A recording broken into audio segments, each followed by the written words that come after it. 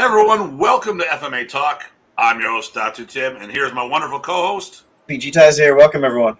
I hope everyone had a good weekend. We got a couple things we're going to talk about, and I've got a guest that I've known for years, a great martial artist, a good innovator, and he's going to share a bunch of stuff with us today. But first of all, I want to talk. Where were you this weekend? I was at the 10th annual East Coast FMA Gathering. You may remember the second one is where we got reacquainted. Yep. And so we're doing that every year. Who else was there? It was, Lex, of course, is hosting and put it together. And Wes, Kuya Wes, or Haniti Wes, was there from Arizona, his father. Okay. So, and then, Lex Chrysostomos. Right. For those who don't know who we're talking about. Lex Chrysostomo and Wesley Chrysostomo. Wesley's online on Facebook as Bunos Encanto. Okay. And hello, Mr. Hiltz. Hey, coming Greg. in from North Bay, if I'm not mistaken, or somewhere. Well, no, not North Bay. Up in Canada, up north. Yep. But let's see who else was there. Roman Picardo. You remember him? Yeah, I know Roman. He's a black belt under Bambit Dulai. Okay, all right. Yeah, I remember Roman. Stunt work here in the U.S. And so who else was teaching? Deep River. There we go. Deep River. Whatever. The Boonies is still good. There you go. So Roman shared. Lawrence Rawlings shared for one of Terrell's guys, and also trains with Jeff Ramsey. Let's see who else. Dropped by a visit by Oso Tayari Cassell, old Kung Fu guy who used to host the Chrysostomos. He was on all the Inside Kung Fu covers a million years. Oh, nice. Not to age you, sir. Okay. Well, and here's a good thing I heard about the event. So, someone was supposed to teach DOS. They didn't show up because of family issues. And like in your event, had the same situation, and Terrell stepped up and filled in at your event. And one of his students followed the lead of his teacher and did the same thing at Lex's event. This is what we need to do. Yep. When there is a need, people need to step up and help out the best they can, and it was great. Yep. So DOS was represented at the event. Yep. The Gut Systems, and hello, Lyman Pryor. Lyman and I got to hang out this weekend in Maine. Nice. So I taught at the martial arts gathering, the Maine gathering, Maine as in the state. And who hosts that? What? Who hosts that? That was Ryan Chamberlain, who was on the show last week. That's why I thought I'd ask that. Yep. And Terry Dow was there, and Rob Buckland, and Tony DeSaro, and obviously Hanshi Bruce Chutnick. Yep. And there's a couple other guys, and then I was asked to bring up and do the FMA thing, and here's a milestone for me. So first time teaching in the state, or first time teaching at the event, first time teaching at the state. As of now, I've taught in 29 states, one District of Columbia. Thank God there's only one of those. 2 provinces in Canada, and a total of 17 countries. So I only got 21 more states on the set to collect. And I've got the full set. But I've officially done every coastal state on the East Coast. Had a blast. Did a bunch of antiquing and stuff while I was up there. Long. Oh, my God. If you thought coming back from Terry's was long because of traffic, oh, my God. Maine was ferocious. It was terrible because I had to deal with Boston traffic. I was going to say, where did it get you? Okay, Boston. Yeah. Yep. Boston. That would do it. We went up. We went into Vermont, stayed there, did some sightseeing, got to the event. They let me out early, but I still didn't leave the state to start heading home till 2:30 because we did some other stuff afterwards. So real quick. So your event, when is your event again? October 1st. Okay, and it's called the what? The Fall FMA Fling is what I changed the name because that's what people called it, so it's just easier that way. The Fall FMA Fling. All right, so here's the deal. Okay, I was supposed to go to the gathering, and Hanchi Bruce Jutnik and I are really. He really wants me to go. I'm seeing what I can do. Mhm. If I'm not there, I'm at your event. So I do have my thing. It was cool because they had us do a little history thing, and we were the bookend black belts because he was the first black belt in modern race in the States. Mhm. And I'm not saying I'm the last, but I was the current one all the way up until that time. Mhm. So that was kind of cool to have that there. And like I said, Lyman was there. He gave me a hand teaching and stuff. It was cool. I did single stick, double stick, stick and dagger, little Ponantukin. Nice. Had a good time. So my rant, and then we're into the show. Mhm. We actually ended up talking about this today, and I've seen this. I'm going to use an example. I was at Rob Castro's before his school closed down, and this happened there, and it's not just a West Coast thing because evidently it's a Bay Area thing. So if you want to get support, you need to give support. It's as simple as this. Mhm. And what a lot of times when people do, I see them, if your teacher is teaching, they'll show up for your session and then they'll leave. And here's the sad thing. It's like when they ask me, I'm like, why? Where are all these people? Why are they sitting on the sidewalk waiting to come in? They should be here training with everybody. Oh no, they're waiting to help. Wait a minute, what? They're what? Well, when their teacher comes in, they're going to help.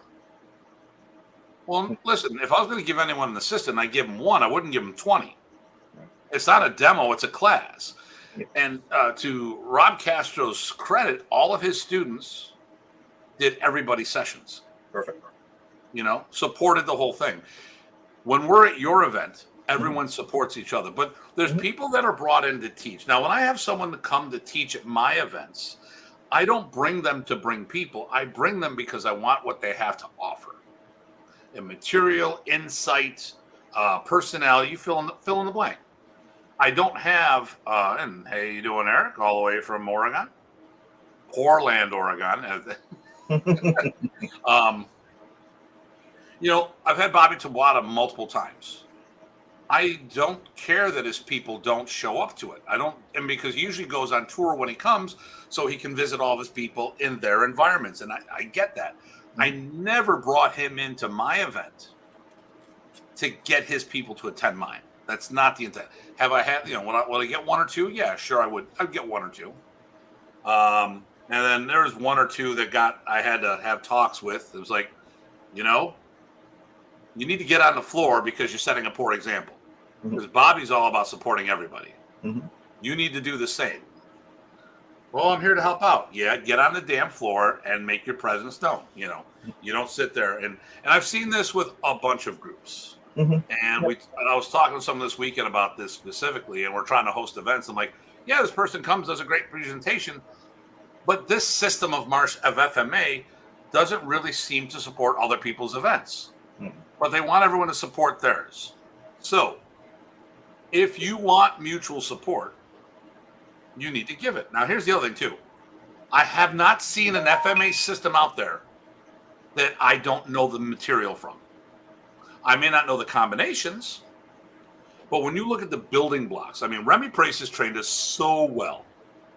I remember we were over somewhere. We were at a camp in Fishkill, and I was you, me, and Chad were watching someone do this stuff. I'm like, oh, wow, look at that knife class. Wow, that's Remy Price's. Now, it wasn't Remy Price's, but everything that was done was what Remy had taught us years and years and years. So, so what's happened when people go themselves above the art mediocrity growth of it? What's that? Okay. I don't know. My eyes are. Did I read that right? No, he's just saying, that's what happens when people put themselves above, and then they're not included on the meritocracy part of it. Yeah, and then there's the golden rule. Yeah. Yep. So listen, if you want people so I don't know of an FMA group that is more supportive of the community than ours. Mm-hmm. And I'm not saying that we're all the best of everything, because that's not what I'm saying. Well, yeah, of course I'm saying that. But what I'm saying is, if you go to events, you will see our people on the floor doing everything out there. Now, I have a rule when it comes to teaching. I generally don't go on the floor until my teaching duties are done. But I have gone to many events. Bobby Tabata, Maul Morney, Moni Velez, Kakoy Kenyete, I have attended classes as Datu Tim Hartman. That's just a few. I've been to the Defense Lab Conference, all these other things that I attended as a student, okay, as the head of my organization. I remember the last time you were at a Bobby camp and you surprised your partner didn't know who she was working with, and she was like, "Wait a second, they asked Tim to come here. My Tim?" So we're at Bobby, the last birthday camp for Bobby that we attended. Mm-hmm. I'm just working with this girl. Says, "Hey, would you like to be you went in the back. I was just stretching out. Hey, would you want a partner? Sure." We started working and we're talking, having a good time, going back and forth on things. And then finally, Bobby starts talking about having me up. And I start walking, and she's like, and we talked afterwards, and she's like, "Why are you walking up front?" Wait a minute, that's my Tim. That's not Datu Tim. Wait a minute, Datu Tim is my Tim? And there we go. And that's how it happens. The thing here is I am always looking for knowledge. I am always looking to have a good time. I am looking to support the brothers and sisters in our community, and I get support back from the heads. I just wish in some cases they would really get their heads out of their asses, some of these people, and look at a bigger picture, because they want their events to be big, but they're not taking the steps, or they're not even sitting there saying, "Hey," and I'm not saying Tim, but they can say, "Hey, Ty or Rich or whoever, how do you get this kind of support?" Well, because we do this, and like I said, I have not seen any FMA system out there that has something that we don't already have. Now, they go more in depth in certain things. Okay. The Pikiti Tertius are much more in depth when it comes to the blade work, but the mechanics, it's all the same ABCs built on. It's just you adapt that material to the blade, the dulce pares. I've never been to an FMA seminar and been lost. Right. Because I look, it's like, yeah, that's all the same shit, just a different combination. So I think some people have this elitism that they're all that in a bag of chips, and I listen, I'm that way too. But I also don't get twisted and say, "Hey, listen, I'm not going to support the family."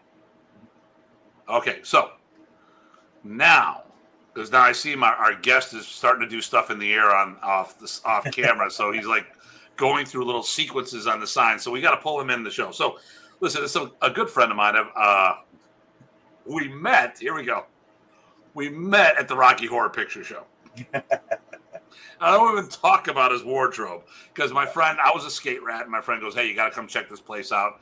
I had a great time. Met a lot of people, and I actually would more or less show up at the end of the show so I could meet everyone out for food and stuff.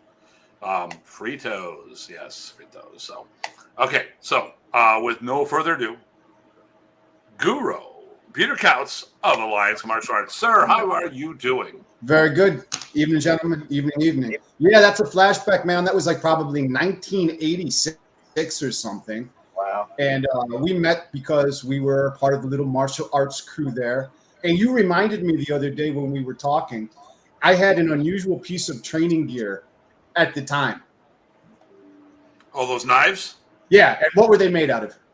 They were cardboard knives with electrical tape put together. And it was just like, I'm like, what? That was it. Because back then, now for you watching, training gear was not really available. You could buy the rubber karate knife or you could buy the wooden tanto, and they were all both expensive. And so I would make these training knives out of layers of cardboard glued together and then covered in black tape. And yeah, we would train with them from that book. There was an old book by a guy named, I'm going to space his name, Oscar Diaz-Cobo maybe. Slash and Thrust was the book he wrote for it was an old Paladin Press book. Anyhow, basic text on knife fighting, and we were real into it. Huh. But you had to build so much of your gear back then, like well, everything was geared for karate. With the professor seminars, I always had a big golf bag, and I would make up dozens of training knives and then just give them out to people because nobody had them. So I would just trace daggers and buoys and. Nice. Oh. Yeah. So Peter and I we both came from the same school.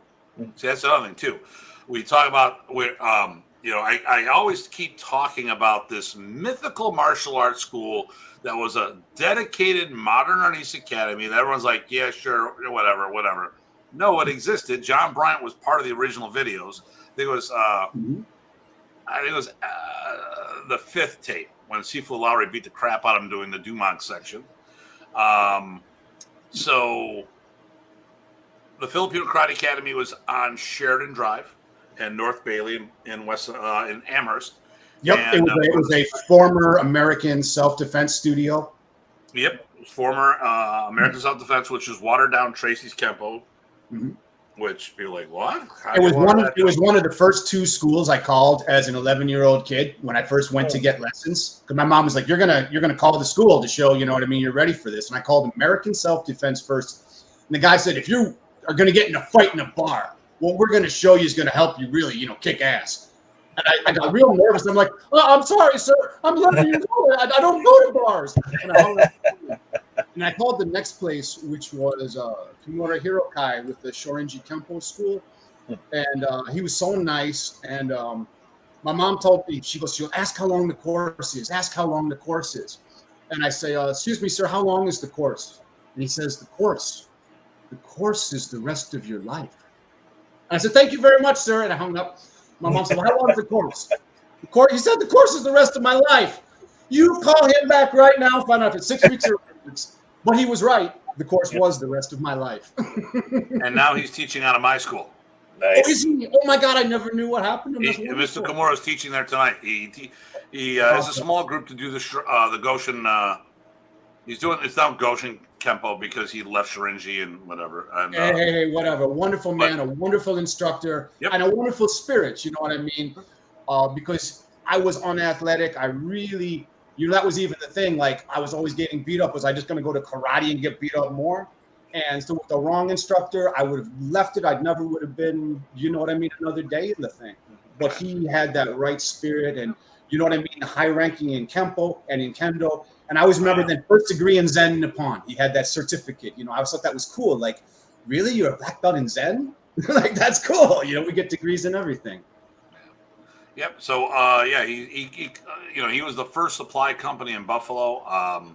Yes. And then, too much for Century. I remember them saying that because the style was spiritually based, you were not allowed to teach it as your primary source of income. So you had to have another business. Yeah. And the fact that he had the equipment store was very influential on me because it was books was how I got to the martial arts. Mm-hmm. And so having that store there, all my little lawn mowing money was going into buying, Micah Canis' Black Book of Knife Fighting and Brzezinski's Spike and Chain and Don Drager and every other thing. Yeah. So I would have been in the Filipino Karate Academy. I would have been the 3rd black belt, but I had left and finished my training. Yeah, you had left just before I got there. About 3 months before I got there, you had taken off. Yeah, and John and I disagreed on a few things, and I left, and then I got a phone call from Remy later, and he says, hey, you want to continue? I'll be your teacher, which, there you go. Then Pete was, so I would have been the 3rd black belt. Pete would have been the 5th black belt. Mm-hmm. I don't want to say that I wasn't a black belt through the school. I was up to brown belt, and I left on my, I finished the rest on my own. I will say that a lot of the training came from Remy because after I became a teacher, I ended up, I actually got my blue belt instructor's papers as apprentice instructor. I think for all of us, the training came from Remy. Myself too. I was at that school, but it was the hours and hours and hours we spent going to those camps and then working on those lessons. Me and Ron just working on our own. It wasn't what we were doing in class. Yeah. Because you're in class, an hour or two a week, and that can't make up for, that can't compete when you're doing hours a day. So, but basically the last one that came out would have been Pete. Mm-hmm. Mm-hmm. So, under Guru Tammy Wilson. And then shortly after that, the school changed hands, and then it became an Ishinru school, and eventually went out of business. Right. And I was there through that sort of transition, and then when it became Ishinru, they really wanted nothing more to do with our niece, and so it's like, hi, we no longer need you to teach kids class. Goodbye. You can now pay for lessons and take Ishinru. So, see ya. Wow. Yeah. So that was rough, you know. So Pete was teaching out of a kung fu school for a while. Mm-hmm. Yeah, that's where I went next. Was Mantis Kung Fu. I was there for a couple years, and then teaching there, and then martial arts being what it was, I quickly ran away. Yeah. But you did some stuff. I mean, you brought Ninoy Galano down, and something happened. Lost the facility to do it out of, and we used my place, so that was good. And he was an interesting character. Yeah, super skilled. Don't know whatever happened with him. I don't even remember how I got in touch with him in the first place. I bumped into him in Toronto every now and then. Right. It's probably been about 10 years since I've seen him. Mm-hmm. I know he had some issues with his sight and stuff. And then, well, yeah. Listen, I started there at Filipino Karate in it would have been 88. Because they did a demonstration at Cornell University, and me and Ron saw that, and then like that week we were down there taking lessons, and we were already training together by that point because we were like I was Kempo and he was wrestling, and we were putting that together, and then we started. Now, were you living in Buffalo at that time, or were you commuting? Yeah, I was living in Buffalo. Okay, all right. Because you said you did a demo at Cornell. How did that all happen? No, the FKA did a demo at Cornell. I said Cornell. I'm sorry, University of Buffalo. What am I saying? Oh, yeah. I'm sorry. No, there's the University of Buffalo. The FKA did a demonstration there. That's how I saw it. This was probably 88. Okay. I was just saying. I'm sorry. Out of the Cornell, that would have been an interesting tie-in. No. I worked there in the library, but that would be way forward in the future. Okay. So, so eventually you left Buffalo, right? Yeah, I left Buffalo and I came down to Ithaca in early 90s, maybe 94 or so, 93, 94, something like that. And I started Arnis Kali Ithaca down here with Ron. He was my training partner from college, Ron Lowe. Salute, sir, if you're out here listening. And, we did all the camps together, all the training. And he was down here, and I needed someplace to be that was not Buffalo. And I said, it looked like a nice area. And so we taught here under the name Arnis Kali Ithaca out of some health clubs for years. Eventually, that became Alliance Martial Arts. And eventually, 99, I left Cornell University to do that full time. I was at Cornell for about 3-4 years in the library, which was nice because it gave me opportunity to do a lot of research.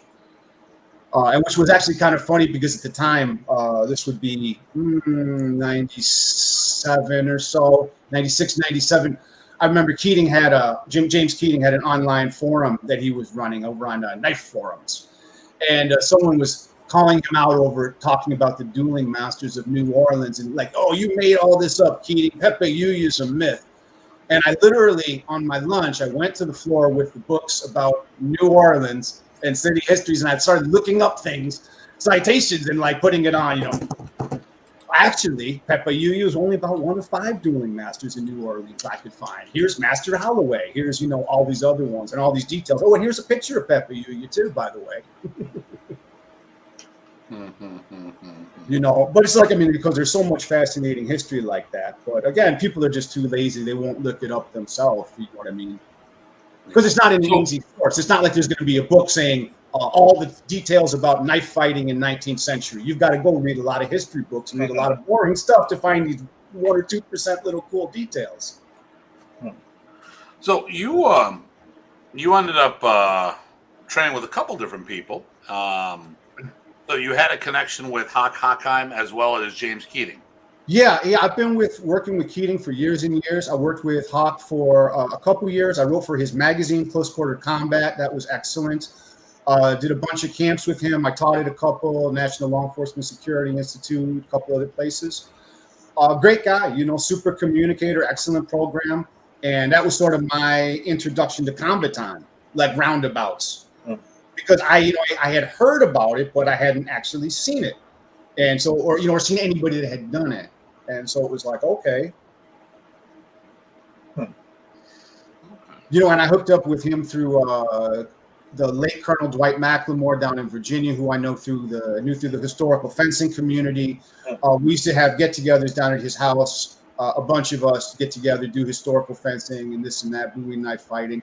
And since he had a connection with Hawk, so it was sort of like a natural, like, okay, you know. I mean, because I'm always interested. What you got? You know, let me see. You know, I used to have an enormous library. I gave away a lot of it to Cornell a couple years ago. I gave them 1,500 pieces of information, books, magazines, DVDs, video cassettes, some training weapons, all kind of weird stuff. You know, now the collection is a little bit more manageable, but I'm always fascinated, you know, to learn and to study and, you know, I mean, one day I'm studying ancient Greek conditioning, athletics, and what did they do? And then the next day I'm on to like 52 blocks, which is like, you know, urban boxing from New York City. It's like, you know, like most modern of modern. And so it's like, I don't care. I love it all. You know, some people, they have one kind of food they like. Oh, I like Italian. I like, no, man, I like food. I like food. Kind of food. I like eating. No, I like it, any part of it.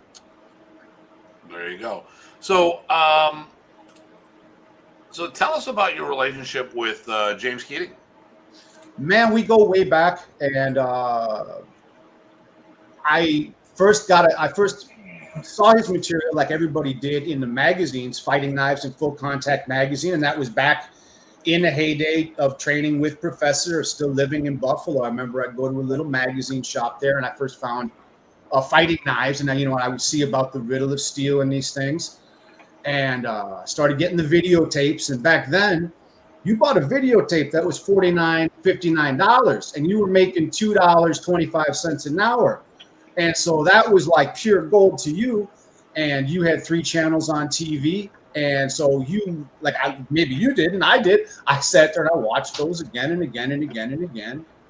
Was there ancient Greek hand-to-hand? Yes, there was. The boxing, I mean, look at the ancient, look at the Olympics. Boxing, wrestling, and the pancration, or the all-powerful event, basically MMA of the day, were all Olympic events, as well as the pentathlon, which then is a combination event.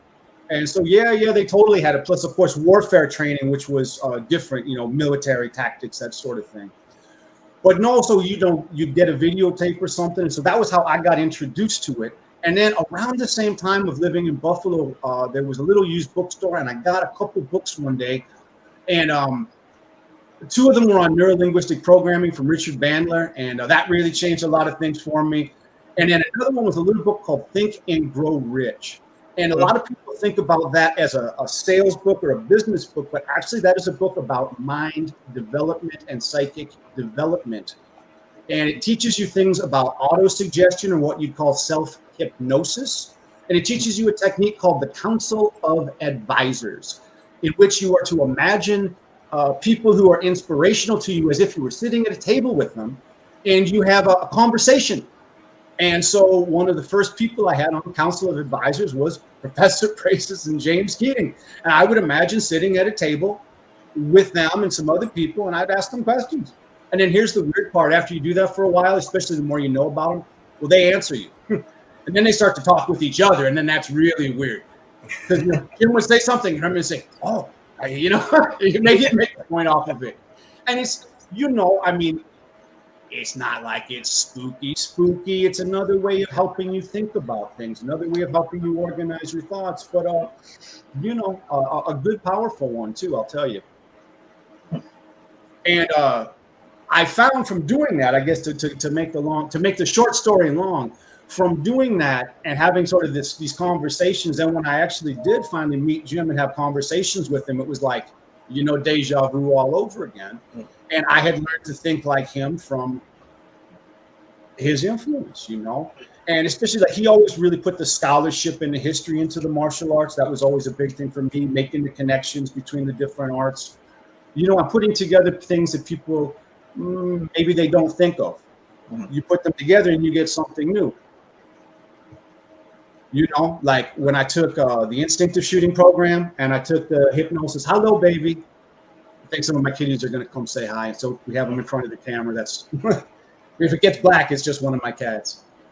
But we put that information together. We got a great new program out of it, and we were able to take shooters and get them hitting points out of the air and stuff. Quick, couple weeks. Nice. Yeah. Nice. Ty, you got some questions there? I was just curious with just one real one that popped off my head a second ago was with your investigation and stuff like that. One of the things that I don't do a whole lot of is thrown blades or thrown those kinds of things. I've done some other throwing stuff with my Chinese stuff, but have you done much with throwing blades or axes or knives? I love throwing knives. Actually, I was throwing knives since I was pretty young. Since I was a kid, and I got caught throwing a kitchen knife into the back of the garage because I had learned that from John Stayer's book Cold Steel, which I had found in the public library. It was about Marine Corps fighting, and it said in the beginning, like, don't let kids get a hold of this book because they might kill someone. And I was like, I have to read this, because my dad had been in the Corps, and I thought maybe this will give me a head start.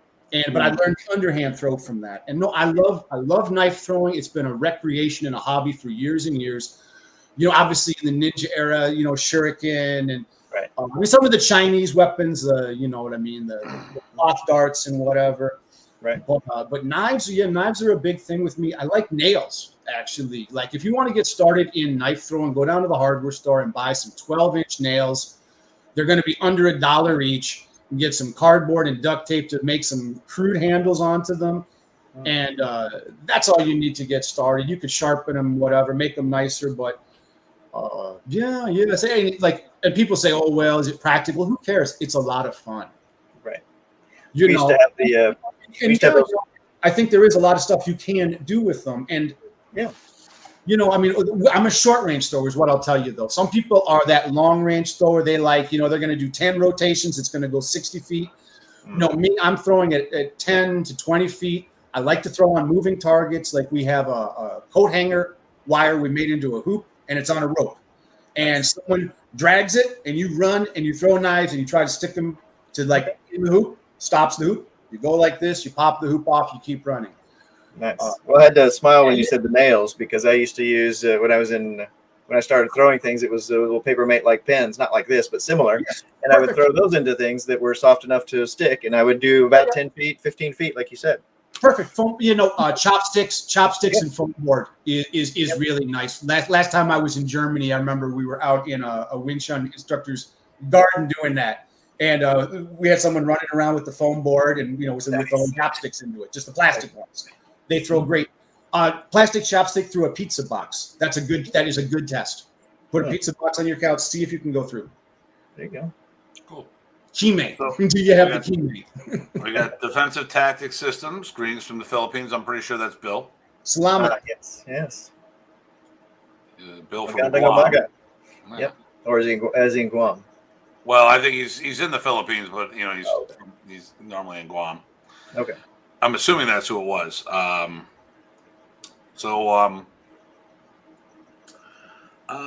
me see here. Boom. Tell us about 52 blocks because you had a connection with Light Burley. Yeah. Yeah, basically sort of one of the top people in the 52 world. If you're paying attention to it, if you've been tracking that. Back in, let's say, 2007 or so, I learned the elbow shields from Master Keating. And that really changed a lot of my approach in open hand because then that gave me a defense versus heavy striking. And, because now you're going to be able to blow it up, versus trying to block it, parry it, trap it, whatever else you're trying to do. And some years later, I got an injury. I was out of commission for a while. And so I'm spending my time watching YouTube, but I'm just thinking, what are all these styles I've heard of and I've never actually seen them? And so I'm going to go watch videos of, one hop Kwendo, and just anything I could remember. And so 52 was one of the ones.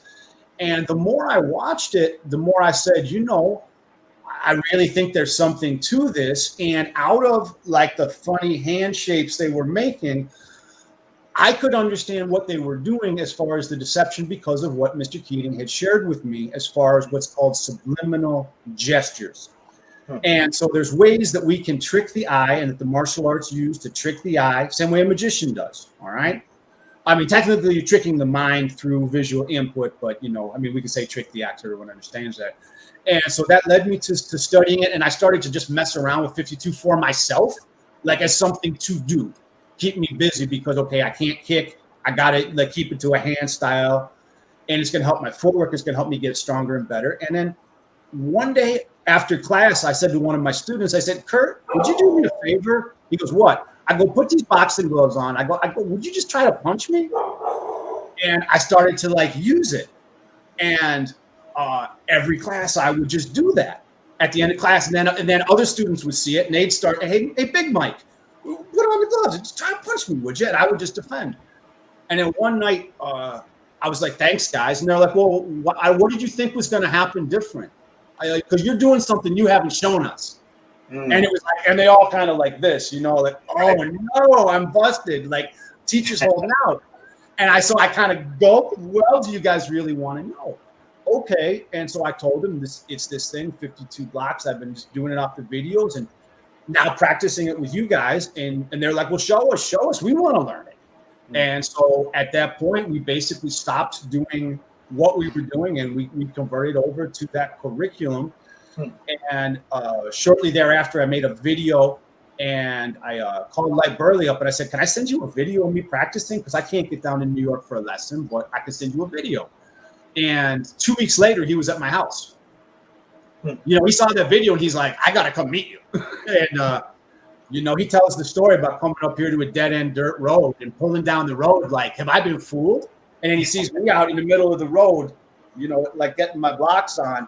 And he's like, who is this crazy person? And, how did he learn this? And so we became good friends after that. And he taught me so much of the information about the conditioning, the footwork, the different drills. And I shared with him about the visual attack and why does this work to fool our opponent, to create a momentary gap in awareness where then we can sneak our shot in.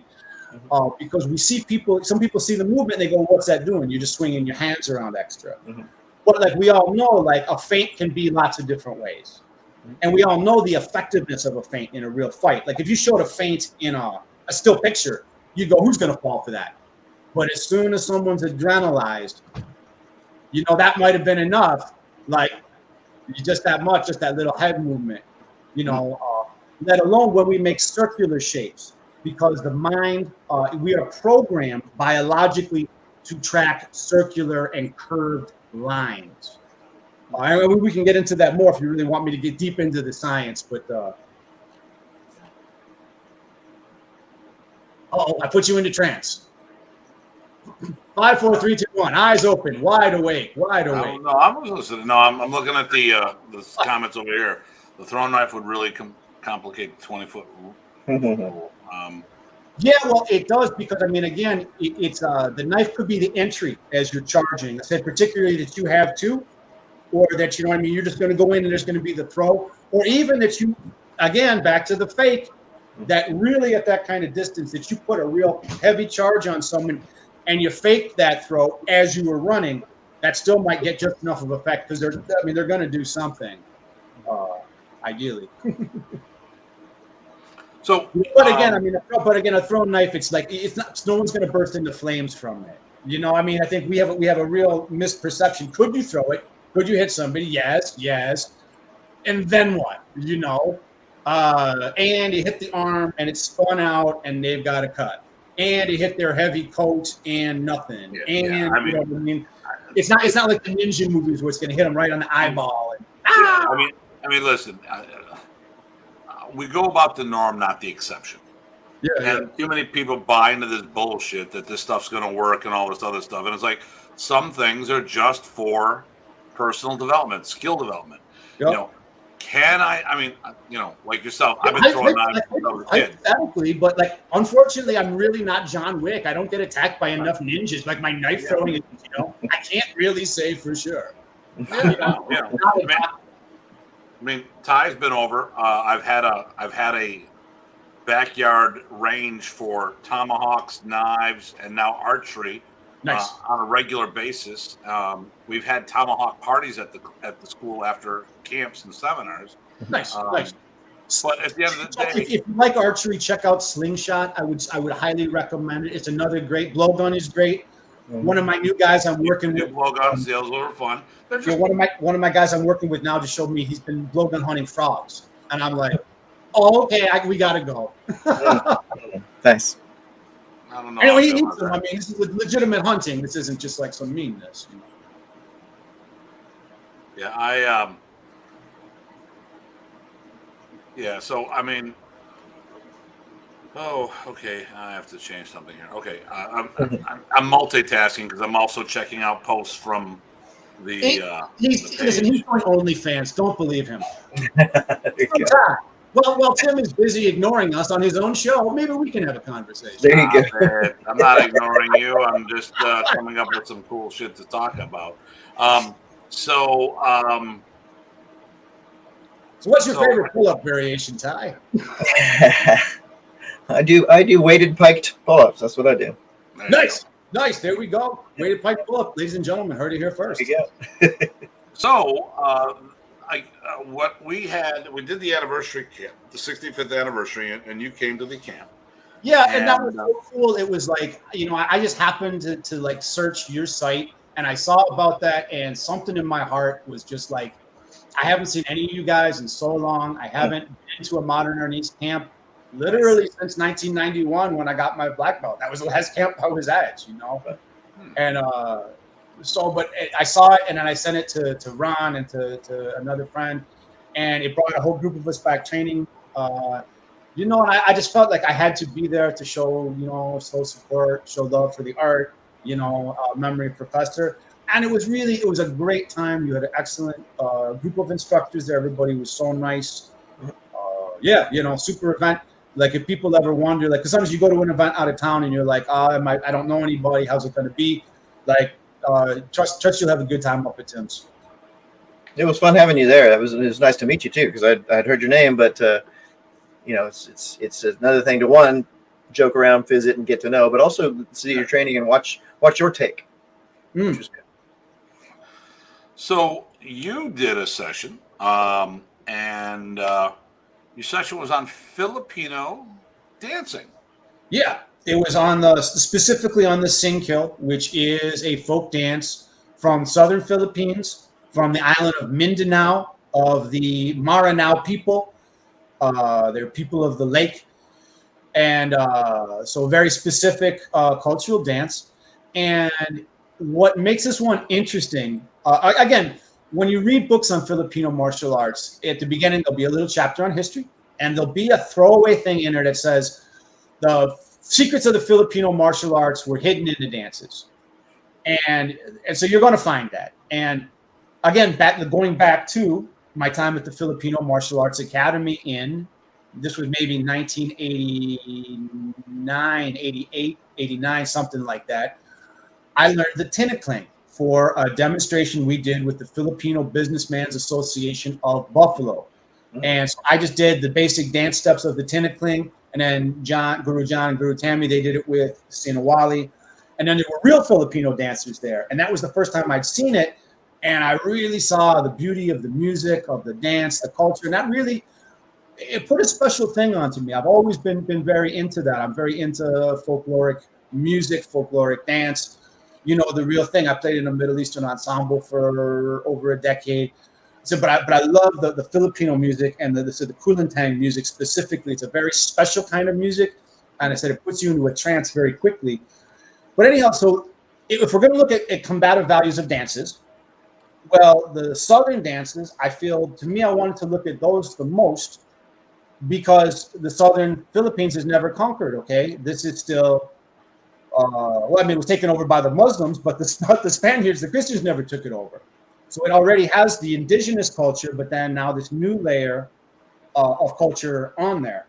But then that's been unchanged, okay? It's not Hispanized culture like the Northern dances. Like when we look at the Tinikling, that uses a 3-beat rhythm. Dun, dun, dun, dun, dun, dun, dun, dun, dun, dun, dun, dun. Okay, and that's a waltz. But that's a different rhythm. The Singkil, however, this is a 4-beat And the Sinkyo is like, it's like super tentacling because there's 2 poles this way and 2 poles this way. Okay, so it makes like a tic-tac-toe board, and we have to now dance around and in between this. And the Sinkyo specifically tells this story that dates back to an ancient Filipino epic oral history that's like 72,000 lines long called the Durangan, which I still have not been able to find a complete English translation of. I've been working on it. I've read certain stories out of it. And it's very, very cool because it's all about how you should live your life, and that tact and diplomacy and negotiation are very important. And so this is, I mean, and again, what's important to a culture? You know, so these are good things for us to know. And so the Sinkyo, it tells the story of there's a prince and a princess. The princess is stuck in the forest. The prince has to go rescue her. Prince Bantugan has to go rescue Princess Kandingan out of the forest because the spirits have caused an earthquake. And so now the poles on the ground, these are the trees, and we have to dance between them with the prince, the princess, and her royal attendant. And it's a big, spectacular dance piece. And so we just learned the basic steps of it, but the basic steps, and there's about a dozen steps that I was able to identify out of, again, did I study this from a book? Did I study this from a teacher? No, I studied this from the real people, from watching the video, using my eyes, using the knowledge. So we were trained how to interpret movement from Professor Praces, from Master Keating, okay? And so if you can't learn to interpret things from watching them, learn. Learn. And so what you're going to see, there's maybe a dozen styles of footwork, and you're going to see all the different triangular shapes, the diamonds. Like I said, as I showed the guys up there, and you saw the combative value come out immediately. You know, because you have to step precisely, you have to step in a regimented way, and there's a governor of the poles, because now I mentioned the poles, but the poles go down, down, down, up, up, and they click together. So you have to be able, for people that, you know, you guys know this, but the people you haven't seen the Sinkyo, you have to be able to dance between the poles and not get your foot caught when the poles come together. And then you have to do this with other people at the same time. So you're learning a lot of precision, movement information. It's a beautiful thing. And I think it's a really wonderful cultural asset that is unique to the Philippines. And it is something for demonstrations, okay? Like, if you did that as part of a demonstration, you're going to get the crowd's attention. You put on that Kulintang music and you have some people do that dance, and you're showing that what you do isn't just brutality and violence. There is this beauty, there's a cultural connection to it, and you're developing attributes. You know what I'm telling you? If you grew up in a culture and you were doing the Sinkyo, and you were doing the Sagayan, which is the war dance with the sword and the shield, okay, where you run around and you have like a mock battle. There's 2 versions. There's one where it's more like a mock battle, and there's one that's more spiritual where they shake and they go into trance where it's a healing to get rid of disease. But still, if you grew up doing those dances, you grew up learning things like, now the women do the kini kini, which is with the stars. It's the princess dance, and it shows the royal footwork. Now, the royal footwork is a back-weighted footwork. It's very light on the front foot. It's very delicate. And where do we see this in the Filipino martial arts? Pikiti tertia. When we see the specific, we think about the footwork of Pikiti tertia and what makes it look very specific versus other Filipino martial arts, right? That back-weighted stance, up on that front toe, front foot is turned inward slightly. You know exactly what I mean, right? That is the royal walk. And when Grand Tu Hongahe talks about when being a child, he learned folk dancing for 3 years before he picked up a stick. What do you think? Well, yeah. You know, these were the kind, it's right there. I mean, even down to in the kini kini, one of the basic hand patterns is, let me see if I can do this on the camera. Yeah. It goes 3, 4, 2. 3, 4, 2. I want you to think about the Cinco Terros where you go 1, 2, 3, 4. That's Cinco Terros, yes? If I went 1, 2, 3, 4, 2, my 2 would now be matching your 1. I would be doing the contradas. Wow, that's pure Pikiti. And that comes out of the women's kini kini. That comes out of the scarf dance. And guess what? When they do the 2, they do it with a 90-degree quarter flanking to the outside. So, I mean, like, this isn't me abstractly saying, well, you see, they make a figure 8 shape, and figure 8s are made in the Philippines. No. This is like, That's a really specific attack. Coming in with contradas on the outside line with a 90-degree flank. Okay, like, but there it is. There it is. So again, if you're going up in a culture and these are the things that you're being surrounded by all the time, then you don't have to really go to karate class on Thursday. Or certainly when you do get your war training, it's going to be a lot easier because these attributes will already be in your body. You see what I'm saying? You're going to have these things. This is physical culture. It's the same. I mean, it's the same with the Russians. Look at Russian martial arts. They always talk about the connection to dance, to the Cossack dance. So I mean, so this isn't like a strange thing. But so that's something I've been looking at a lot of. And again, there's the peg up here, and some other ones, the Kappa Malong, which are all beautiful Southern dances. And again, maybe there's something little in there. The Malong is a dance with the sarong. Okay, and so there maybe we could see different kind of movements where we could interpret martial. Though usually most of that dance really is about using it as a clothing. We're going to show you about like 6 different ways to wear it. You wear it as a skirt, now you wear it as a dress. Now you put it up when it's raining, and now it's a basket for carrying fruit. And now the men come out, and now we're going to wear it around our waist. Now we're going to wear it as a sash. We're going to put it up as a figure 8. We're going to put it up as a turban. We're going to put it into a pair of shorts. So it's a very functional, educational dance in that sense. What can we do with this very simple piece of fabric? But no, I mean, there's a tremendous amount to be learned from all of this. And the music connection is another big thing. When you put on that Kuomintang music, you felt the shift in the room as soon as I put that on. Versus the rock and roll, they've been hearing rock and roll all day. And as soon as I put that on, it's like, whoa, what's going on? Where am I? I'm starting to go into the magic world. Yeah, it does. It helps take you into the trance very gently. And it's important to go there because when you fight, you'll be there anyhow. So you better learn to go now. It would have been good if you were on the thing this weekend at the East Coast Gathering. They had a break in the middle, and they did a couple of ladies' dances, and then so they had some guests do that. They came and did it, and then they did several simple tinikling, and then had people jump in and join. That's awesome. And I recommend, even if what I said, like tinikling is a later period, listen, learn it. It's the national dance of the Philippines. If you know a couple dance steps of the tinikling, it'll make you friends, and you're going to have fun. Yep. Like I guarantee it is a fun dance to do. No reason not to. And again, these are things that's something I said to you, Ty, that I admired when I heard you speaking Tagalog at the event. These are things as you get more advanced in art. Do you speak the language even a little? Do you know about the culture even a little? Do the food, the dances, the music? These things are important. It's not just, what these people, they like fighting. No, there's a lot more. And if you can't get to that, then I think people are missing out.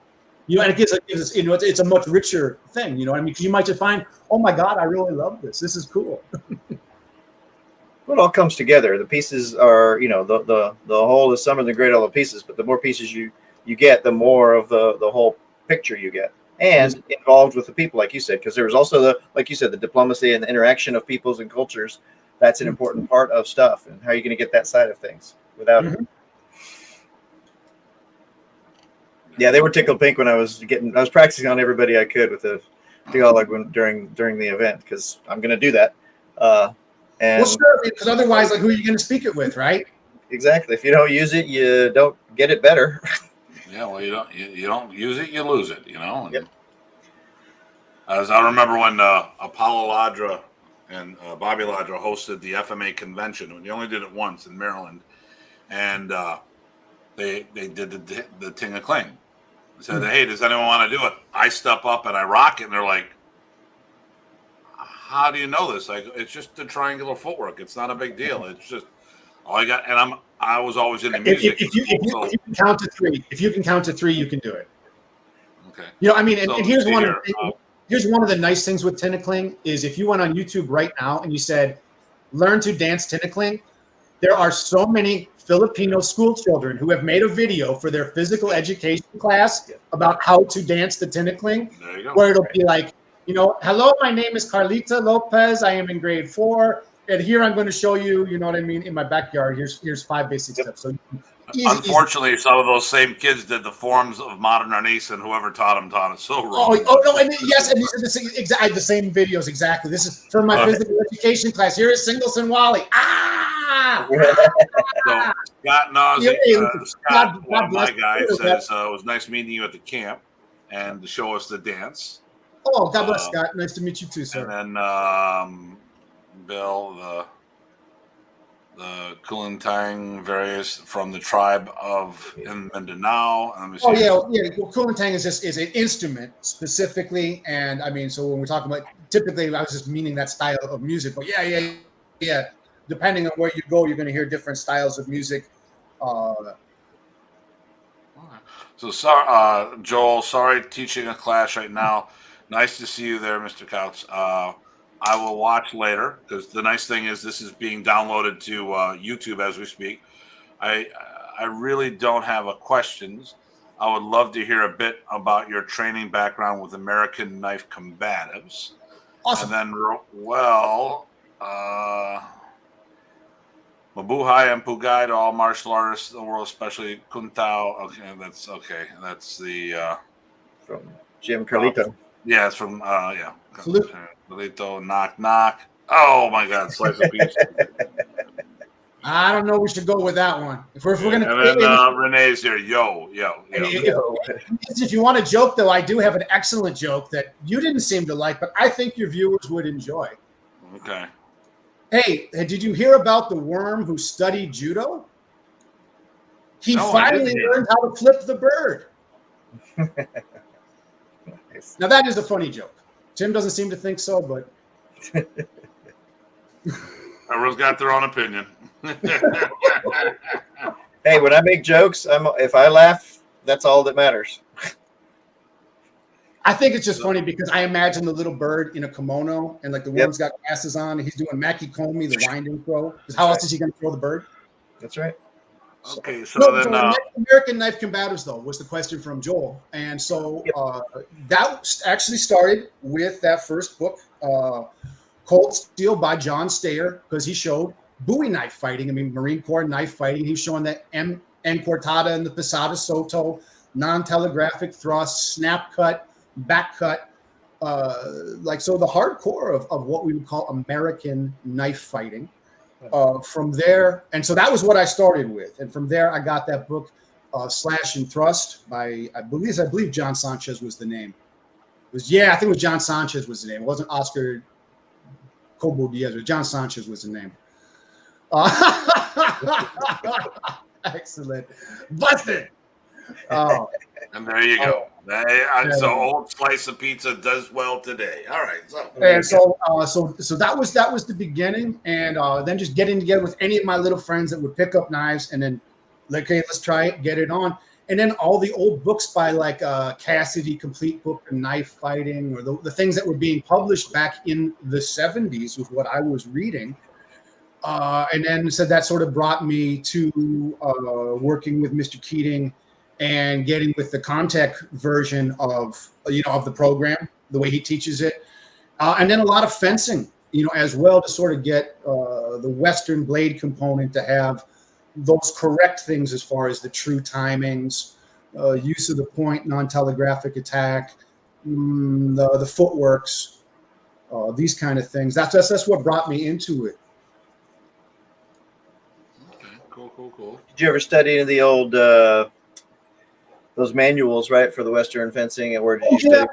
God, Ty. See, that's something you don't even know. That was 15 years of my life, from the mid-90s. Yeah, see, from like the mid-90s until about 2010, I was hugely involved in the Western martial arts movement here in America. I am the co-founder of the Western Martial Arts Workshop, which was the first of its kind to bring together a whole lot of instructors from around the country, and then one guy from Canada, so we called it international.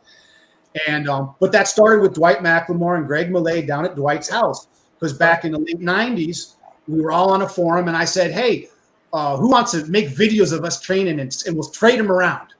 Because this is before YouTube, before internet, right? Before video sharing.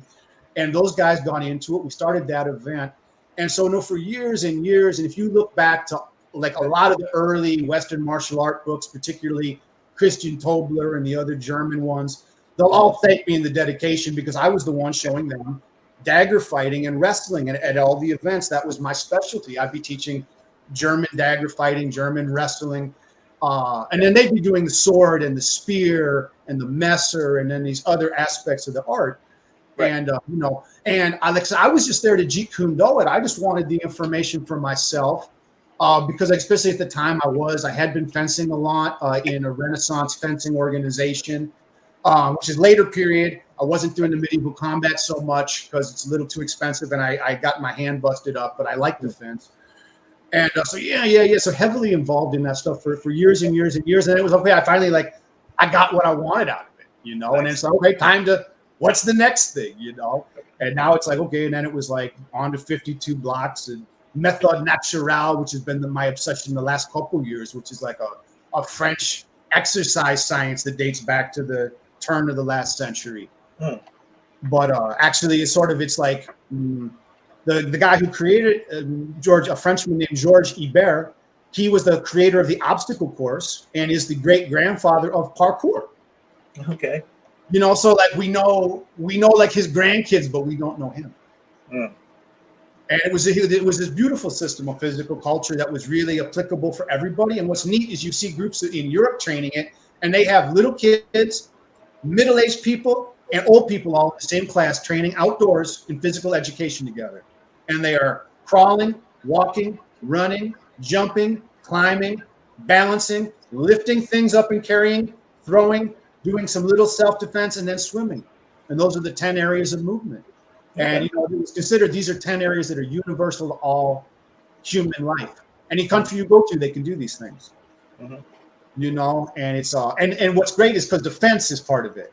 And so for martial arts, like you don't have to do something different. You don't have to go like lift weights and now do CrossFit and now do this, now get your karate. It can all be the same thing, which is nice. And no equipment is really required. Like pretty much things in nature. The time there's no repetitions. There's no counting of repetitions. So it's a very freeing method of exercise. I said, and all the information's out there. Come to my website. I got a whole page. You can go get the old manuals and see films and, Which it is already, his link is already in the description of this. So for those who want to check it out. Martialarts.com in the link below. Yep, there you go.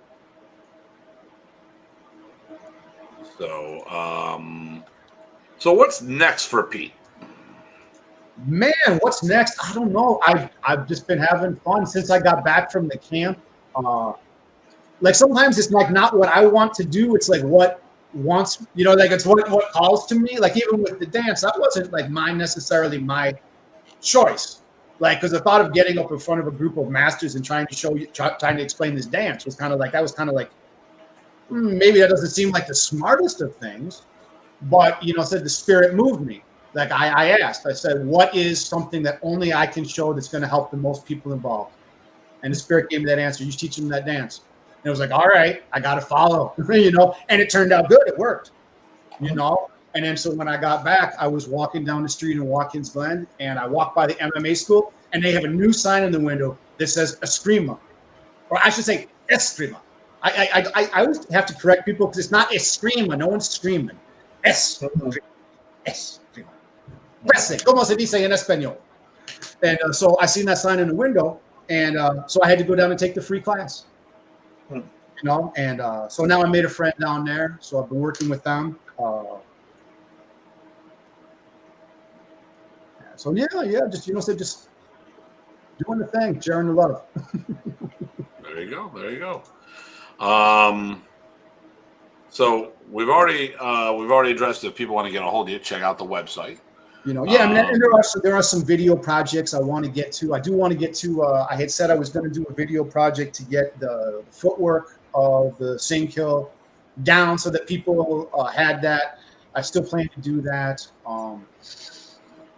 I've been talking with some of the guys. I'd like to get out. I really want to reshoot the American Instinctive Rifle program this summer if I can, now that we have higher quality cameras. Because when we did that, it was like, I think that was 2010 when we filmed that one. And I mean, like just the difference in definition of cameras, even being able to film a penny up in the air while I'm shooting it. Yeah. It was quite a trick on those old cameras, because it was mini DV tape. So maybe we'll be able to re-get onto that this summer. Who knows? Yeah. Oh, I mean, hell, just smartphone capability is amazing. The cameras, unreal. It is unreal just what your little phone will do. So much better than so many cameras I've had, because I've been making videos since the 80s. Yeah. Like I got into making video movies like 1982. I was the president of the video club. That was actually my first video. It was a kung fu movie called Fists of Revenge as a freshman. Nice. Yeah. Oh yeah, no, the technology is unbelievable these days, and the fact that we have it, we can share it, and we can get it all around. I mean, and we can see these things where, you can just be an anthropologist from your couch. Like I was able to see all these beautiful dances from the southern Philippines, like I said, and just filmed, like you said, filmed on people's phones at weddings and parties and stuff, and so you can really get the authentic one. It's not a big staged production. It's not. The fake one for the tourist. Like this is the real one. And one little tip I'll give people out there: when you start searching things, let's say you want to go and learn about Arabic stick fighting. Once you start to find some videos, start looking for Arabic characters, and then put those into the search engine. And now you're going to start to find all kind of more videos, because you're going to start to you won't know what the words are, but you'll hit on the word for Hatib or whatever in that language. Or if you're searching for something in Russian, you'll find the Cyrillic characters. Once you find CAMBO or combo is sambo. Okay, so now I know if I cut and paste that term, I'll find more videos that wouldn't necessarily show up in the initial search. You see what I'm saying? So at least learn to cut and paste the terms from those folkloric videos. You're going to find yourself a lot more. Put them down, take them out. Knife fighting techniques from Folsom Prison. Yeah, of course. Me and Johnny Cash both read it. His brother was Yogi the Bear. Oh, jeez, Gary. Pete's has got It's actually not that bad a book. It's a horrible title, but what it advocates as far as keeping the left hand forward, jabbing with that left hand, keeping the right hand back and throwing the stab like a cross, using your left arm to tie up his arm. Definitely some of the techniques in there. I mean, you can't argue with the success. Okay.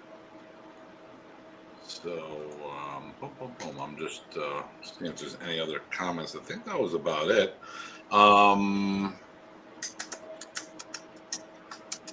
Ty, you got anything else here for him? It just occurred to me, you mentioned sarong. I mean, if you can do one more thing, maybe talk about a little bit about flexible weapons. Absolutely. Yeah, flexibles are super cool. And it's, again, back to that book, Slash and Thrust. He wrote another book that was about flexible weapons back in the day. I had that one too. Okay. And so it's just something I've monkeyed around with them for a long time. Obviously, Mr. Keating put out the bandana series and has taught a lot about that. Scott Homchek has done some amazing work with flexible weapons, the short whip. He's going to be hosting Silk and Steel coming up here soon. Another one of the Comtech family. And flexible weapons they're very neat. What I would say is that they're an adjunct. Probably unless it is a loaded flexible weapon. If you have something, if I have a bandana, it's not a weapon for me or for you. I can drop it, I can let you have it, and I'm not really worried you're going to hurt me with it. Right. If it is a bandana that I have a padlock tied into the end of, now it suddenly does become more of a thing. And so we have to look: is this actually a weapon capable of doing damage, or is this an adjunct to my empty hand? And then, like I said, then it's the person's skill level open hand. You know what I mean? So I think flexible weapons, are something that people could get themselves in trouble with, maybe because they might just do better with just their hands. It's now it's getting in their way versus actually assisting them. But if you know how to use it, as far as getting those snares and those binds, different kind of chokes or whatever. And one advantage of the flexible weapon is we have them in our environment because we have a plastic trash bag with a rock in the corner.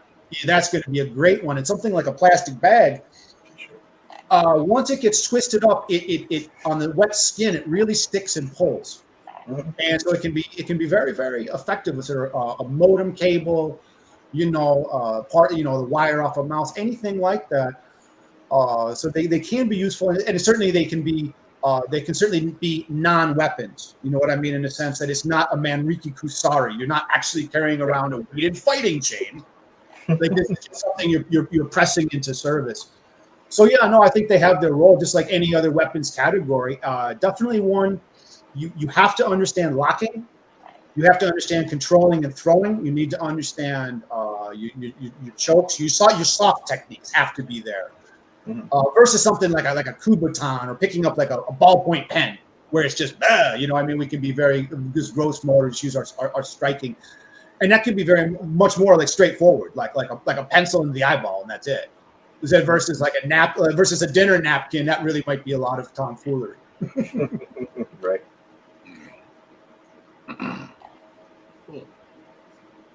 I think probably one of the biggest things with them too is, even if it's just a distraction, even if it's just the entry to the fight, like I said with the throwing knife, as you one at the guy, you get that one throwing, or even you fake it, that you just take the flexible weapon or a ball cap or something, and you just start snapping it into their face.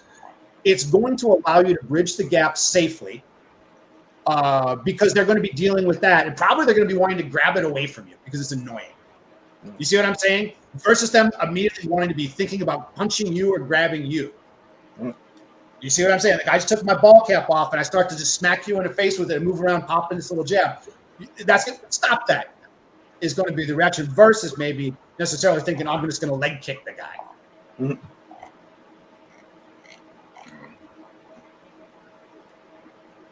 Okay, cool. So, I'm feeling pretty good. Unless there's something else you got here. Oh, wait a minute. Here we go. Hold on. Hold on. Hold the phone. Okay. Wonder if they had. Oh, you Crazy. So, okay. The joke is my hair is purple at the moment. Is it? Oh my God! I thought you said lighting in your room. No. All right. No. We did Crazy Hair Week in the school, and I lead by example. Oh, okay. So, of course, it's become an ongoing joke. And I have white in my hair. I sort of added that. I thought it would, make me look. The white, yeah.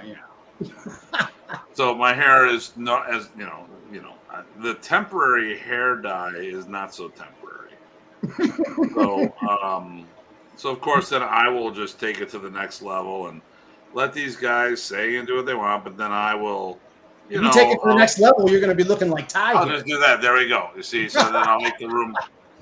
My hair will now match the background to make everyone feel better. It's like, well, I was teaching this week, and I go, all right, let's address the elephant in the room. My hair is purple, but here Janice was with me. Like, all the women were complimenting my hair, so you know what? I'm going to take that as they were flirting with me. I don't care if they weren't. They could be like, oh, whatever. It doesn't matter. They brought it up in a nice platform, so there. Nice. So that's Renee. Yeah, the show is.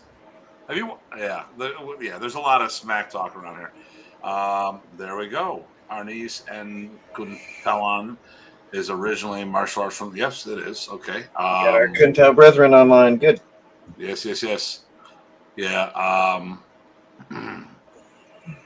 Cue ball on a sock. After hours at work. Dude took out 2 guys before the cue ball fell out. Nice.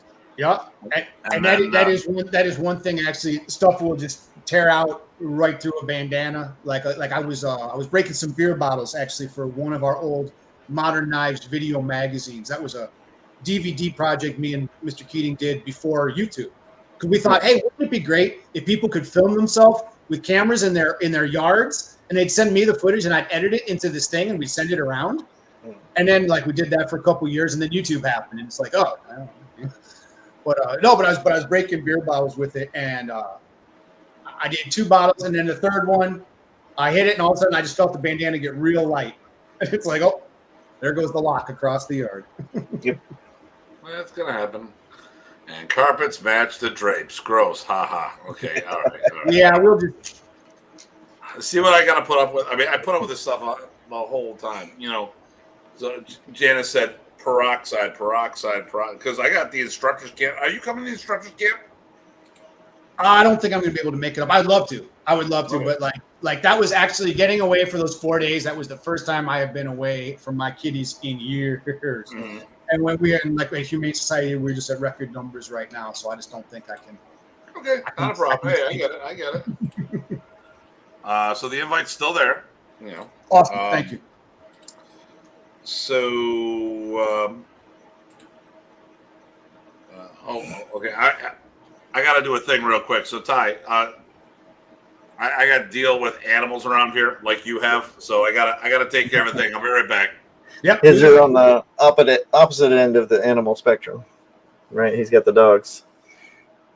Yeah. Right, No, I'm Mr. Cat. Okay. Good. Well, it's covered the yin and yang, right? That's it. No, but it was a real pleasure having you at camp and meeting you. And also, I appreciate that you dig into all the roots of things, because I agree with you. I think there's when you do that, right, there's pieces that you wouldn't have figured out, or links that you make, or understandings that you get. You can't even hardly talk to unless you've done that, right? But it helps your growth and understanding and synthesis, right, if you will. Yeah. Because that's what it's about. So finding those connections between the different things. To me, that's the interesting part. Yep. It certainly with all the martial arts stuff is, if I see something and only one martial art in the world does it, I'm not terribly interested in it. But if I see every martial art in the world does it, then probably that's a pretty solid one. I like it. Mm-hmm. Or we have to look at why. Like, okay, if only a small group of people do something, they put their hands on the ground while they kick. Well, why did they do that? So now we have to examine that. We can go back and say, okay, now what can I learn from that? Right.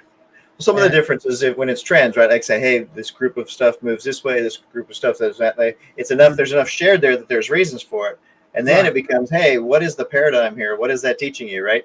So even if you like this way of doing it, and you understand what they're doing, okay, you. And then we can find the ones that are going to fit our circumstance too, as far as like what is a parallel, as far as, because every art was meant for a time period and a geographical culture, a location, and to fight a certain kind of opponent. So and situation, et cetera, yeah. Exactly. So it's like it's optimized, and so then we can see, okay, this one was very good for this kind of thing. Yeah. No, I love finding all those pieces, and actually part of it's the journey, right? So as you said, how long is the class? Your whole rest of your life. So part of this investigation or exploration, if you will, that's part of it too, in my mind, right? Some people want to do all the work and they want it only physical. I get that. That's not enough for me, and it sounds like you as well. Oh no! You have to after a certain point. I mean, if you're not confident with the physical techniques of an art after a certain point, like you haven't been training right. Okay, now you should be able to get on to something else. Like if you can't, like if you've been doing an art for 20 years and you're still terrified about, can I defend myself? Like that should have really been taken care of pretty quick. Right. Depending on what people are looking for. Remember, there's martial art, there's martial sport, there's martial combat. Yeah, hey, listen, there's sports, there's there's health practices, there's all kind of things. Like for myself, but again, this is also, I'm a poor example because I said I don't have a lot of students. I've never chosen to really go that route, but then when I do train them, it's like you got to learn a lot at first, because it's I was always told, if how do you know your student's going to be alive in 3 months? You got to give them the really good stuff quickly. Give them at least a basic, a survival method that they can use quickly, and then they can go on to learning something. Well, the more we do it, the less we know, right? The further you get from home, the less you know. Mm-hmm. It's kind of like, here's another joke. Maybe you like this one better. Who knows the most about karate? A green belt. Just ask them. That's right. Right? Like, ask a black belt. They'll tell you, I don't know nothing. Ibo is street legit. Okay. corollary of the danger, right? Who's the most dangerous person to spar? The white belt and the brown belt. White belt. Exactly, white belt, absolutely. Well, and up at that event, like when we had to do the Panantukan class, I'm looking around. I'm like, I cannot afford to get hurt before my session. Right. We're about to throw hands, and I'm seeing people put on like foam dip karate gear, which tells me, oh no. I grabbed the biggest, scariest, most tattooed MMA fighter from Canada in the room, and I said, "You, sir, look like a perfect person to do boxing with for 90 minutes." And he was, because I knew you are used to throwing hands. Yep. You know what I mean? And so the fact that you're big and terrifying looking, like you're going to just break me in half somehow. No, man, we had a great time. Because, of course, I knew, perfect. You're going to have great control. He's talking about Workman. Workman's like 4'0", so I don't know what he's talking about. But he's 4'0" both dimensions. Yeah, 4 foot tall and wide. And then those little glasses too, which gives him that funny look. He put on the little round glasses and be like, Workman's great. Yeah, disturbing. That was just disturbing, really. Yeah, he's going to be at the instructors camp. Oh man, give him all my best. A good man. I love the Canadians. They were all excellent. Yeah. So, cool. Good. You know, we talk about this quite a bit. You know, I don't want to say Brock. Let me see. Oh man, they looked bigger than me. Yeah. But his hair wasn't as pretty. No, he didn't have the lovely locks that you have, Brock. That's right. So the this just, we talk about this on the show quite a bit, and here's a perfect example of someone who's done stuff in the martial art world and has a different direction of things, and like we get into certain things and we talk about stuff, and it's like, listen, if you're concerned about the art moving forward, listen to what we're going to say. If you don't care because it's just personal development and stuff like that, don't listen to what you say. And this is a good example. You haven't set out to promote the art of modern arnis. This has not been. I did for years and years. At the moment, it's not your path. Oh no! Modern is like a piece of my history. Like I have students that have learned it throughout the years. I used to have something on the wall of the school called the Modern Arnis Tree, which was like a flow chart teaching them the system. But no, I don't carry forth that banner because that's not me. You know, and even the martial arts yourself. A lot of what we talked about in the pre-show. This is a lot of personal development. You're looking for good training partners. It's something. It's for you. There's and the thing here is I made that decision rather than to try to go the commercial route. Rather than try to go the commercial route with the school, I went the commercial route of selling DVDs and doing seminars, that kind of thing.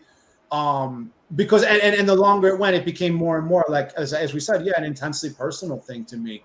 Where these days it's like it's not easy to train with me. You know, like I don't advertise. I don't, encourage people. So. Yeah, and it's just a different, and we understand that everyone's got a different path.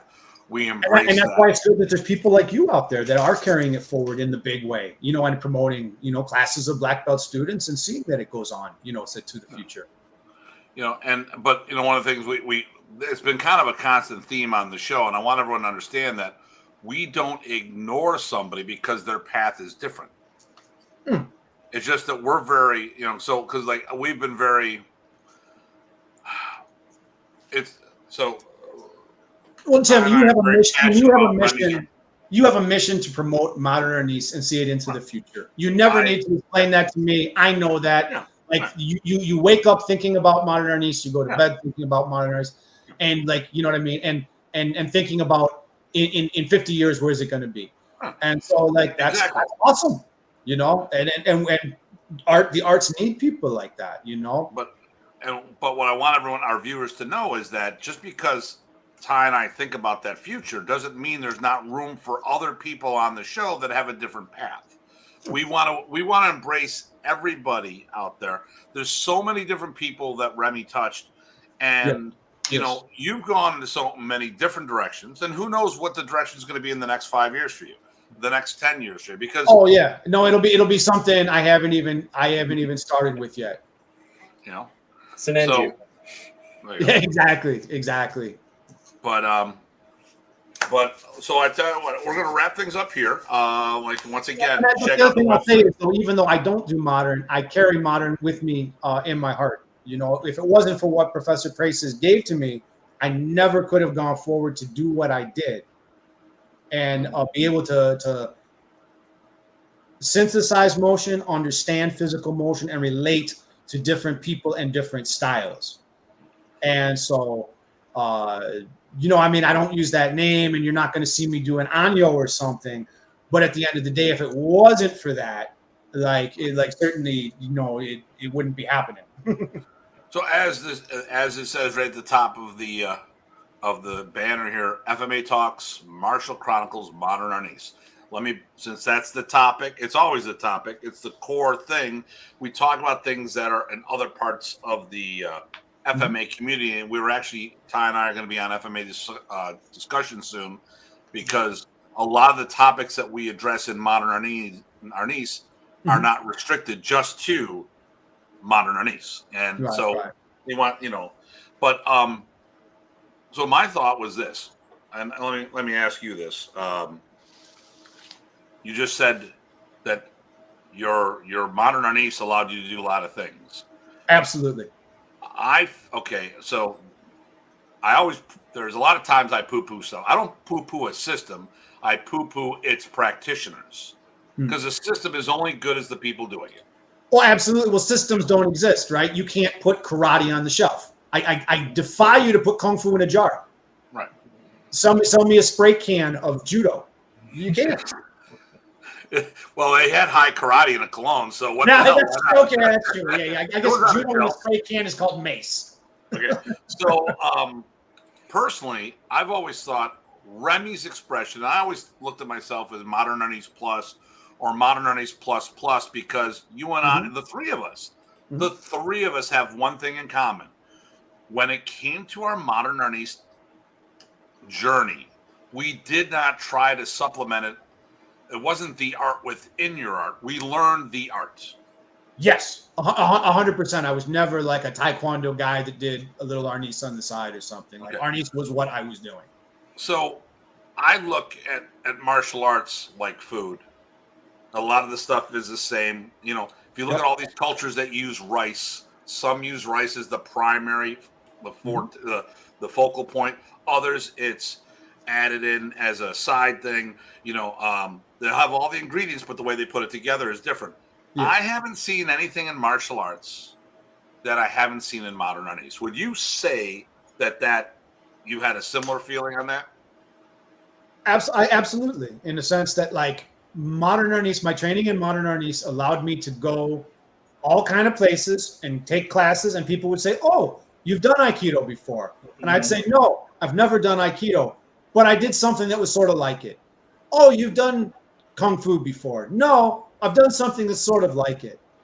And yeah, I mean, absolutely, as far as the techniques, the ability to flow with the techniques, and the ability to understand the bigger concepts, I think that was a great thing, because like the testing packet was so stripped down, and the fact that we didn't have like a belt structure of things, the fact that we got given, here's a whole bunch of stuff, you figure it out. Like the work was on us. And but on the other hand, it was also very simple, because it came down to, well, here's a handful of joint locks and throws, and if you can do these, probably you know as much jiu-jitsu as anyone, and all they've done is they've had it like, well, now do the backwards throw from the left wrist grab, now do it from the right wrist grab, now do it from a shirt grab, now do it from a hair grab, you know what I mean? Versus we just thought, this is one lock, just do it. Yeah. You know? Yeah. So, that was absolutely. I mean, I think, yeah. And Professor was super versatile with stuff too, because he had so much more in there that then he'd show you a little piece of something, you know. You know, and here's the thing: I want everyone to understand. This is a synthesis. This is just like Jeet Kune Do, except it precedes Jeet Kune Do. It was all about what was useful. Remy blended in, no different than Lee, except for one difference. Remy didn't try to create this as a fighting art. He used this as a defensive art. He taught people how to be good at self-defense, practical attacks in the street, versus doing groupings and sombrata drill all day and and knife tapping and all this stuff, which is great skill development material, but it doesn't address someone grabbing you by the throat and trying to punch you in the face. Right. And it's not like Big Trouble in Little China. There's not a whole gang of Filipino martial artists out there waiting to jump you when you're not looking. Mm-hmm. We're 1 in 10,000. Martial artists are 1 in 100. It's actually less than that. And we're the 1 percentile of that, which makes us 1 in 10,000. And I love when FMAers practice so much against that 1 in 10,000, they forget, like John at the bar with a 2x4 coming at you in the parking lot. Oh, I want to do an unbraced block and block that with my little hunk of rattan. Okay, let me know how that works out for you. Well, I think that's a difficulty because, again, who are you training to fight becomes the question. And I ain't fighting anybody. I'm defending myself. What the art is trained, what the art is designed to train you to fight against. And so many of these are a stick fighter versus another stick fighter versus, like you said, with Professor, where it's like, no, we're looking at more general self-defense. Yeah. Or like you said, people, they get worried about these very specific problems. What's the third recounter to the fourth disarm? Dude, never going to happen. Oh, if that happens, it's because you both train with the same guy. And you're going to go, hey, do you know Tim? Oh, yeah. We better not do this or we'll get in trouble. That's You're right. Right, exactly. All right. Well, listen, we're going to do our closing. Hang on. I'm going to take you off. We just do we'll do our little post-show wrap up amongst ourselves. We'll be off. All right. Well, hey, listen, guys, thank you so much for having me on. Thank you so much for putting up with me, all the people out there in Radio Land. And if I can be of benefit, help to anyone, please get in touch. Thank you so much. No problem. Here we go. All right. So, if you're reaching out to Pete, you definitely need to go through the website. He is not a social media guy. So definitely check that out there. Brian, I'm glad from Erie. He had a great time. So he's down in Pete's down in the Watkins Glen area. Actually, I sent a student to him years ago, Shal Alfiero.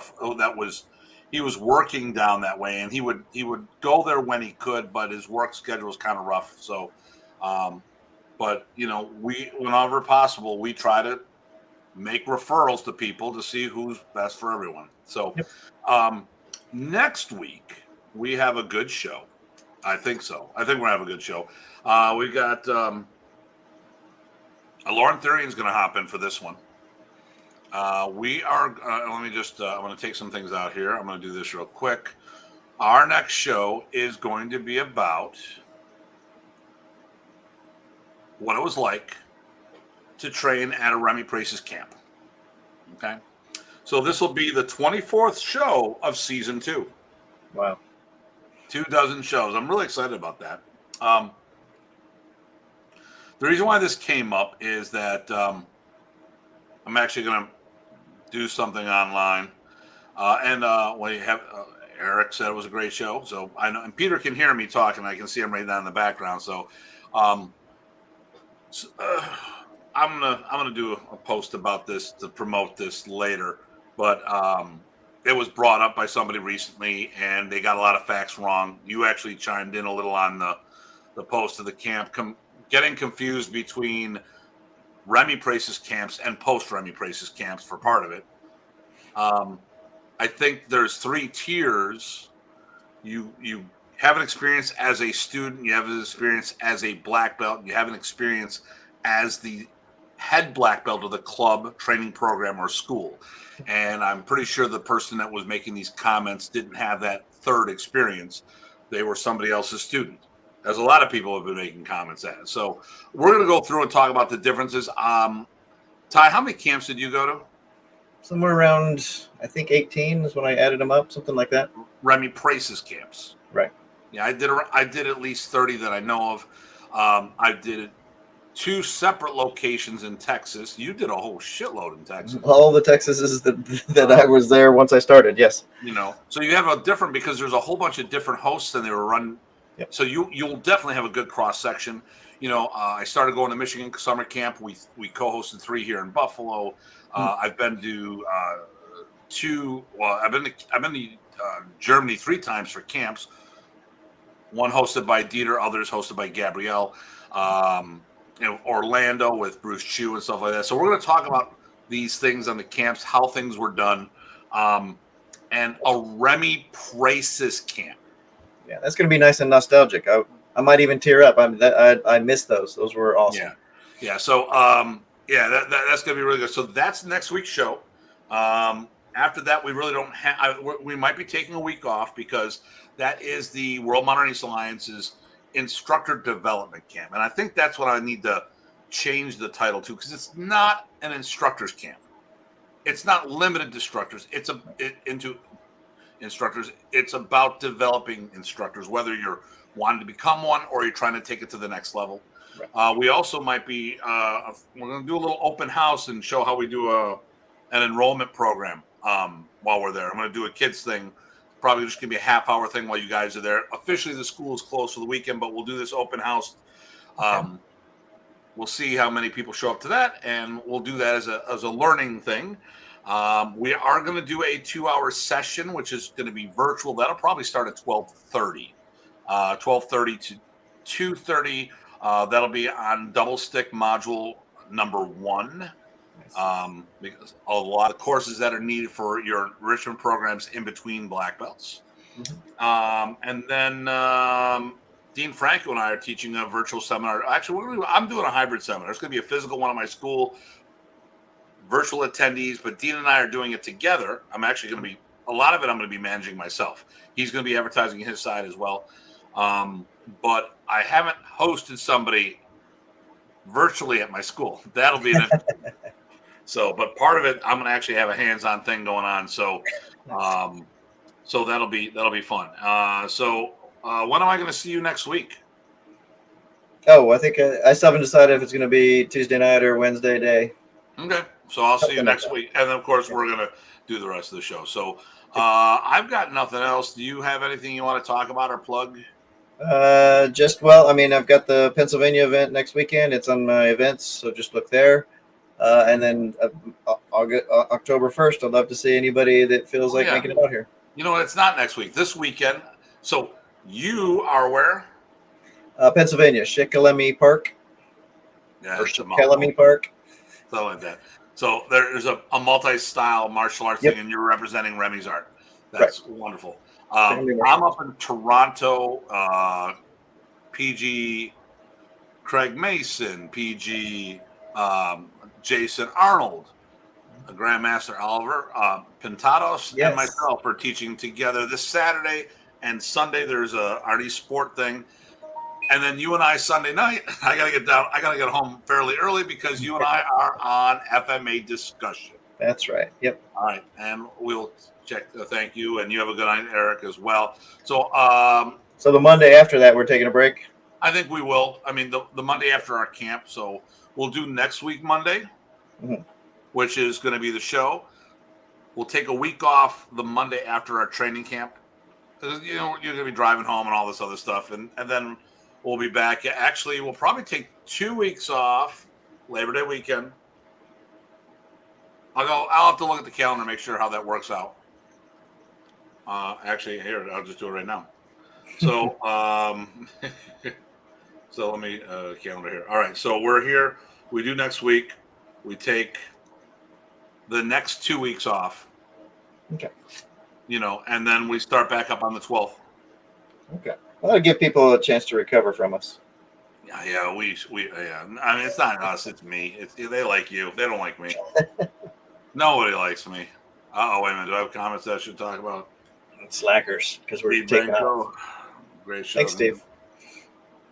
Yeah, you're right, Brian. We're a bunch of slackers.